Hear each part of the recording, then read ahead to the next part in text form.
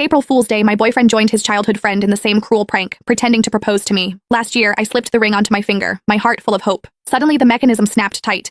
Pain shot through my hand and I cried out. He apologized afterward and promised that this year the proposal would be real. As such, I arrived carefully dressed, believing him. Instead, I was met with a face full of cake. He reached out gently, wiping the cream from my face as if it were nothing more than a harmless joke. However, this time I took a step back. After 6 disappointments, I chose to walk away. So why was it that, in the end, he was the one consumed by regret? Every year on April Fool's Day, my boyfriend would team up with his childhood best friend to pull the same prank on me. He would pretend to propose. Last year, the two of them laughed like it was the funniest thing in the world, even though my fingers were almost crushed in the process. Later, he apologized and swore that this year would be different. This year, the proposal would be real. As such, when he called me again, sounding urgent and telling me to come to the place where we had our very first date, I believed him. I curled my hair, got my nails done, and spent extra time perfecting my makeup. I picked out a brand new outfit and even drafted the announcement post I was going to share once everything became official. However, the second I stepped through the door, smiling and full of excitement, a thick slab of cake cream slammed straight into my face. Laughter burst out from among the crowd and a girl's voice rang out, bright and smug. "I told you Whitney would show up, Nolan. You lost." Nolan Jones walked over and, just like always, gently wiped the cream off my face. "You got all dressed up," he said with a soft smile. "It's a shame about the outfit." Then he added, like it was nothing, "I made a bet with the guys about whether I could get you to come. I said you wouldn't.